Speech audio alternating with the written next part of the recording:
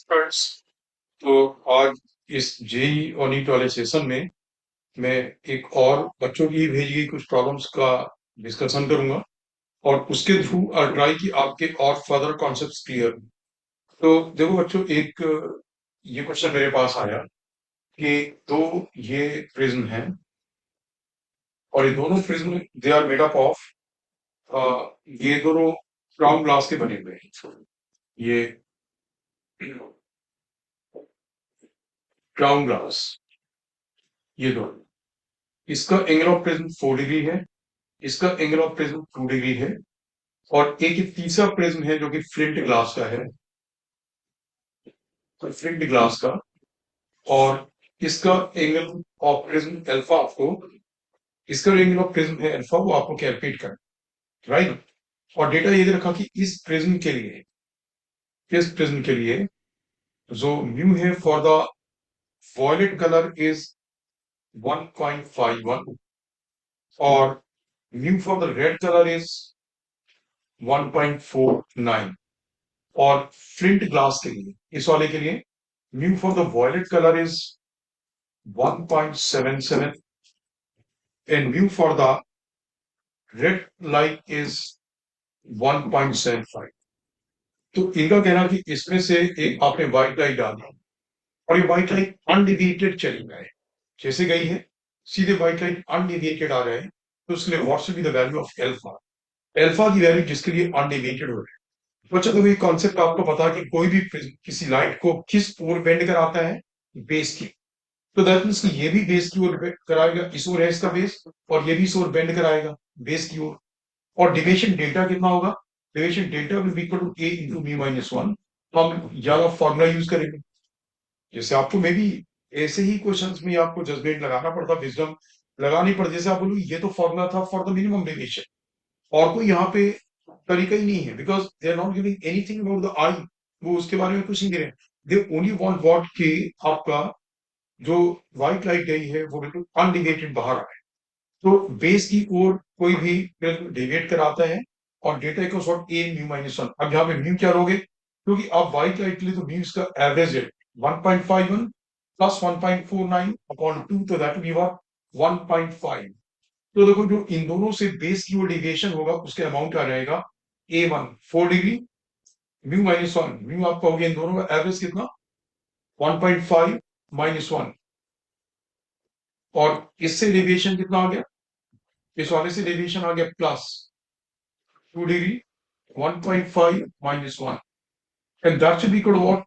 अगर undeviated light है तो इससे इसके ऊपर की ओर जितना डेविएशन होगा वो उसे कंपनसेट कर देगा, मतलब उसे कैंसिल कर देगा। दैट बी अल्फा इनटू, इसका एवरेज कितना रहेगा 1 पॉइंट, एक है 1.73 है, आई एम सॉरी, एक है 1.73, इनका एवरेज 1.75 आ रहेगा। तो 1.75 माइनस 1, आप इससे अल्फा की वैल्यू कैलकुलेट कर लो। चलिए, तो अल्फा की वैल्यू शायद 4 डिग्री आती है, आप सॉल्व करके देख लेना। Alpha comes to be equal to what 4 degree. अब आप दूसरा क्वेश्चन देखोगे, नेक्स्ट क्वेश्चन, एक और क्वेश्चन है, किसी ने भेजा कि आपके पास दो ब्लॉक्स हैं एम और एम मास के, और बीच में एक स्प्रिंग है फोर्स कांस्टेंट के वाली। तो इन इसमें सिस्टम को हमने थोड़ा सा कंप्रेस कर दिया या थोड़ा सा इलोंगेट कर दिया और फ्री छोड़ दिया फ्रिक्शन फ्लोर के ऊपर, तो इनका period of oscillation, is that clear. तो बच्चों अगर इसमें तरीके से सॉल्व करते हो तो ये होगा कि अगर मान लो स्प्रिंग में एक्स एलोंगेशन है तो इस पे के एक्स फोर्स इस ओर रहेगा, इस पे के एक्स इस ओर रहेगा। अगर एक्स एलोंगेशन है तो इसका इस ओर एक्सेशन a1 आएगा, के x force upon mass m1, और इसका आएगा आपका एक्सेशन a2 इस ओर आएगा, a2 की वैल्यू होगी इक्वल टू व्हाट के x divided by what m2। इन दोनों का रिलेटिव एक्सेशन कितना आ गया, a relative is equal to a1 minus a2, a relative का sort a1 minus a2, so a relative becomes equal to a1 minus a2 means kx by m1 plus kx by m1। आप समझिए मैंने plus क्यों किया, तो इसका direction opposite है तो माइनस माइनस करके प्लस हो जाएगा, so that becomes kx into 1 upon m1 plus 1 upon m2। अब बच्चों यहाँ पे देखोगे A relative is proportional to what, A relative is proportional to minus of X. मतलब माइनस ऑफ एक्स का मतलब कि अगर आपने इन्हें आपने इसे एक्सटेंड किया था तो एक्सटेंशन उसके ऑपोजिट आया। So A relative is proportional to minus of X, that means it will be what SHF. अब टाइम पीरियड टी की वैल्यू आ रहेगी 2 पाई इसके root of X upon A relative. तो ए रिलेटिव की value आप डाल दोगे यहां से एक्स अपॉन ए रिलेटिव और उससे टाइम पीरियड टी आ जाएगा। बट ऑब्जेक्टिव के लिए आपको इतना मैंने बस तरीका बता दिया। अब ऑब्जेक्टिव क्वेश्चन के लिए पूरे तरीके की जरूरत नहीं है। जब भी इस तरीके से दो ब्लॉक सिस्टम ऑसिलेट करेगा, मतलब दो ब्लॉक्स एक साथ इस तरीके से ऑसिलेट करेंगे, तो आप टाइम पीरियड टी जो इसका नॉर्मल होता है T equals what 2 pi square root of M by K. आप ये लेते ना, टी इक्वल्स 2 पाई, आप क्या लेते T equals 2 pi square root of M by K. बस एम की जगह आप डाल दोगे रिड्यूस मास, एम की जगह क्या डालोगे रिड्यूस मास, और रिड्यूस मास एम की वैल्यू होगी m1 into m2 divided by m1 plus m2। ये रिड्यूस मास की वैल्यू है, राइट। फिर एक और क्वेश्चन है किसी ने भेजा, आप देखोगे कि एक कोई एम मास, ये एक एल की एक रॉड है मासलेस, एल एन की मासलेस रॉड, और इसमें नीचे एक एम मास का ब्लॉक है और ये इसे रोटेट कर सकते हैं, ये इसे रोटेट कर सकते हैं, मतलब यहां से हिंज्ड है सो दैट कि रोटेट कर पाए। तो इसे कितनी मिनिमम वेलोसिटी देंगे, वी मिनिमम, जिसके लिए इसका सर्कल जस्ट कंप्लीट हो जाए। तो अगर ये स्ट्रिंग होती आपके, और तो वी मिनिमम कितनी होती है स्क्वायर रूट ऑफ 5 GR, यानी आप स्क्वायर रूट ऑफ 5 GL होती, और ये रॉड है। तो रॉड में क्या होता है, जब ये रॉड टॉप मोस्ट पॉइंट पे होगी तो इसके नीचे गिरने का डर नहीं है। Is that clear? That means कि उस केस में जबकि स्ट्रिंग में होता, स्ट्रिंग में आप क्या लेते हो कि टॉप मोस्ट पॉइंट पे इसकी वेलोसिटी वी कितनी होती रूट GR, क्योंकि टॉप मोस्ट पॉइंट पे स्ट्रिंग के केस में अगर वेलोसिटी जीरो हो गई तो वहां से नीचे गिर जाता और पूरा सर्कल कंप्लीट नहीं होता। अब रॉड के केस में रिजिड रॉड है, गिरने का डर तो है नहीं, तो बस आप सीधे law of conservation of energy लगाओगे। रॉड तो मासलेस है, तो half M V square is equal to what, half M V square equals to कितना हो गया 2 mg L। कितना रहेगा 2 mg L plus L, gain of potential G 2 mg L, तो वी की वैल्यू रूट ऑफ 4 GL आएगी, ना कि रूट ऑफ 5G। ठीक है ना? तो एक ये क्वेश्चन था। और स्टूडेंट्स आप देखोगे कि और कोई क्वेश्चन, हाँ, एक जो क्वेश्चन कल मेरा था उसको मैं देखो एक और जनरलाइज करके बताता हूँ एक और आसान तरीके से। उसमें था कि कोई जो है, ये it was related to a gear, जिसमें क्या था, यहाँ पे एक पिस्टन था और ये इस तरीके से था कि ये सेंटर से कनेक्टेड, तो ये सेंटर से कनेक्टेड है और यहाँ पे एक ये हिंस यहाँ है, यहाँ पे ऐसे, ठीक है ना। तो था क्या कि यहाँ पे हिंस है, यहाँ पे हिंस है, मतलब जब ये उस जो फिगर देखा था उसमें ये एंगल 120 डिग्री था और ये एंगल था 30 डिग्री, ये एंगल 30 डिग्री था। और ये बोला गया था कि अगर ये जो रॉड है ये वाली ओमेगा स्पीड से इस ओर रोटेट करेगी तो इसकी वेलोसिटी भी दे रखी थी ओमेगा की वैल्यू पूछी, और इस रॉड की लेंथ एल भी दे रखी है, एल इज इक्वल टू, ये था 10√3, और इसकी नीचे जो 10√3 सेंटीमीटर था, और इसकी इस ओर की वेलोसिटी भी दे रखी थी 40√3। तो मैं इसे जनरलाइज करके बताता हूँ, ये आपको और भी क्वेश्चंस में हेल्प करेगा। व्हाट, अब वो ये फिक्स है, तो जिस स्पीड से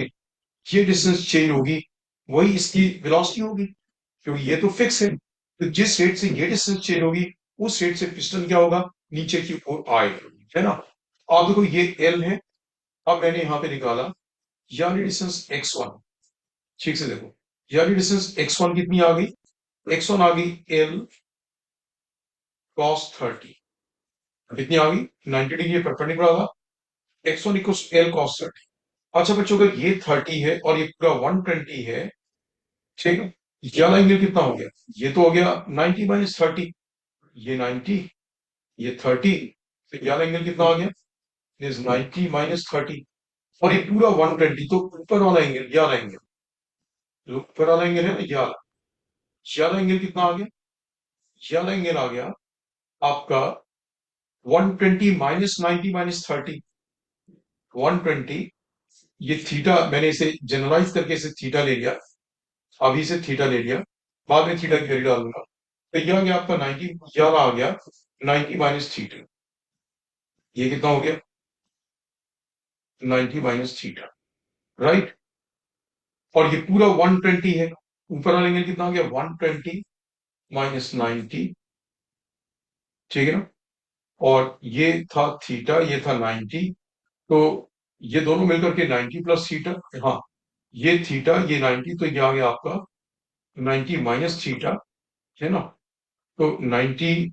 माइनस थीटा, तो यहाँ आ गया आपका वन, ये हुआ थीटा, और ये 90, तो यहाँ एंगल जो आएगा वो आएगा, देखो ये एंगल आया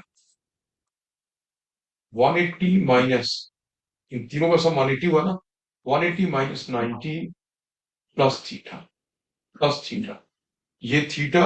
ये 90, तो दिस बिकम्स 90 माइनस थीटा। तो ये वाला जो एंगल है ये ऊपर आ रहा,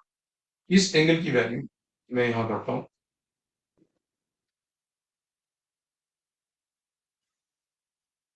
इस एंगल की वैल्यू आ गई कितनी, इसकी वैल्यू आ गई 120 minus 90 minus 90 minus theta, so that becomes what, ये वैल्यू आ गई आपकी, ये थोड़ा सा गलत हो गया बच्चों, मुझे एक बार इसमें एंगल्स को मैं एक बार फिर से साफ साफ फिगर बना करके आपको दोबारा से बता, ठीक है, वो मेरा फिगर थोड़ा सा गंदा हो, राइट। मैं नेक्स्ट फिगर में, अब ये पिस्टन है,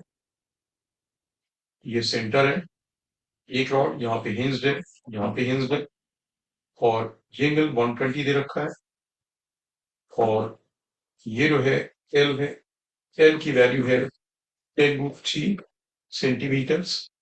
और ये एंगल 30 डिग्री दिया है, जैसे कि मैं थीटा ले रहा हूँ, मैं इसे थीटा ले रहा हूँ, और ये जो पिस्टन है क्योंकि ये ओमेगा से ऐसे रोटेट करा रहे हैं, ओमेगा की वैल्यू निकालनी, और ये 40√3 मीटर पर सेकंड से नीचे आ रहा है, तो मैंने यहां से परपेंडिकुलर आला, ये होगा दिस इज थीटा, और ये 90, तो ये वाला एंगल जो आ गया ये हो गया आपका 180 माइनस, या सीधे ये 90 है, तो ये कितना आ गया 90 माइनस थीटा आ गया, बस सीधे कर लो, ये 90 है और ये थीटा है, तो यार आ गया 90 माइनस थीटा, राइट। अब ऊपर वाला एंगल कितना आ गया, यार यार एंगल आ गया बच्चों कितना 120 minus 90 minus theta, so that becomes 120 minus 90 30 plus theta, ये आ गया, 11 एंगल जो हुआ ना 11 आ गया 30 प्लस थीटा। अब ये जो डिस्टेंस होगी इस वाले ट्राइंगल से, देखो इस वाले ट्राइंगल से ये डिस्टेंस x1 की वैल्यू आ गई, x1 is equal to L cos theta, और ये वाली जो डिस्टेंस है ये वाली आ गई, ये y में इसे लिख रहा हूं, y आ गया L sin थीटा, राइट। अब इस ट्राइंगल में, इस ट्राइंगल में ये एंगल मैंने निकाला कितना 10, ये 30 plus theta, so 10 30 plus theta is equal to, ये डिस्टेंस x2 है, so this x2 upon y, so यहां से आप देखो x2 की वैल्यू आ गई, x2 becomes y L sin theta into what 10 30 plus theta, तो मेरा जो ये टोटल डिस्टेंस मुझे निकालनी थी x, वो टोटल डिस्टेंस बच्चों x कितनी आ गई, x becomes equal to L cos theta, right, L cos थीटा प्लस L sin थीटा, ये दिखाई दे रहा है, मैं नीचे लिखता हूं सो दैट दिखाई दे, मैं नीचे लिख रहा हूं, देखो x is equal to L cos theta, that is x1 plus x2 L sin theta into 10 30 plus theta। अब जो dx by dt है बस वो निकाल लो, तो dx by dt तो इसमें भी आएगा sin theta D theta by D T will be omega. यहाँ पे भी क्या आएगा, आपका एल तो दोनों में कॉमन ही हो गया, यहाँ पे भी क्या आएगा, साइन थीटा का derivative cos theta into D theta by D T, that is omega into 10 30 plus theta. फिर प्लस वन, इसका डेरिवेटिव उसमें भी ओमेगा आएगा, तो तीन टर्म्स हो गए, तीनों में ओमेगा कॉमन आ गया, है ना। और ओमेगा और ऊपर एक टर्म आ जाएगा, थीटा की वैल्यू 30 डिग्री डाल देना, तो वेलोसिटी भी आ जाएगी, और वी की वैल्यू डाल देना। ये ध्यान रखना, एल सेंटीमीटर में है तो उसे मीटर में कन्वर्ट करके डालो। Is that clear? तो उससे क्या होगा, मतलब ये जनरलाइज इस तरीके से हुआ कि आपने ये जस्टिफाई किया, ये एक बार निकाला कि इस डिस्टेंस का वेरिएशन ये तो फिक्स है, तो आपने ये पूरी डिस्टेंस थीटा के टर्म से निकालनी, सो दैट कि ये डिस्टेंस जिस रेट से चेंज होगी वो ये वेलोसिटी होगी, और क्योंकि ये थीटा के टर्म से तो D theta by D T आएगा, जिसमें कि ओमेगा का टर्म है। ठीक है बच्चों, so these were the questions and the concepts for today. ठीक है, सो मैं सेशन को हम एंड कर रहा हूं।